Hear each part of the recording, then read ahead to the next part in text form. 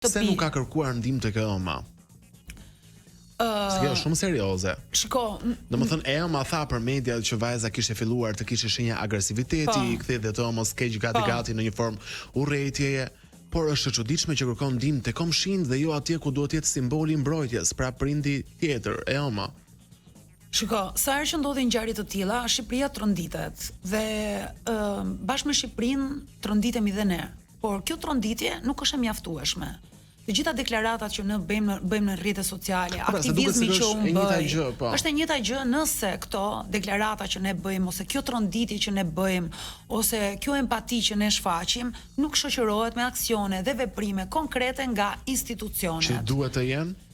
Që duhet të jenë në këtë rast ndihmë dhe suport ligjor, ekonomik dhe psikologjik, jo vetëm për vajzën, por edhe për nënën e vajzës.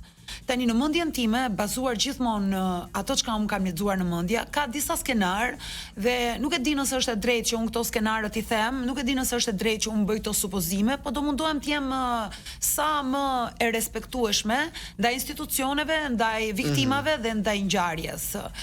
Pse ishte pyetja jote, pse mamaja nuk e ka kuptuar më përpara? Sepse kjo mama në moshë shumë të re, si fillim ka 7 fëmijë. Nuk ja ka iden se çfarë do të thotë planifikim familjar.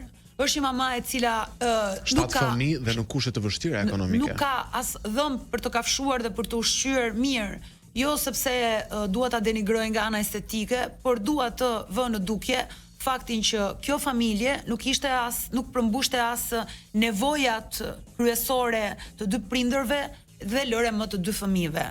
Gjatë deklaratave dëshpëruese të kësaj nëne, e cila sigurisht është në shok për ngjarjen që ka ndodhur dhe për mënyrën se si ajo ka arritur të identifikojë dhe të marrë të vërtetën nga komshit, nga policia,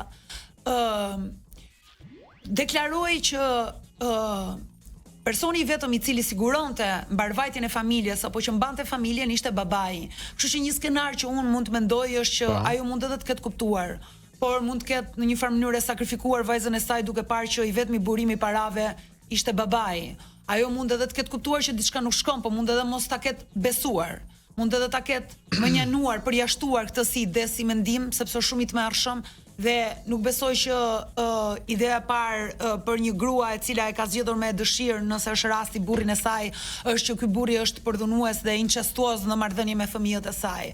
Pra nuk e shoh këtë nën si përgjegjëse, mund ta shoh si përgjegjëse, por e shoh edhe si viktim njëkohësisht. Kjo i përmban shumë mirë të dyja rolet.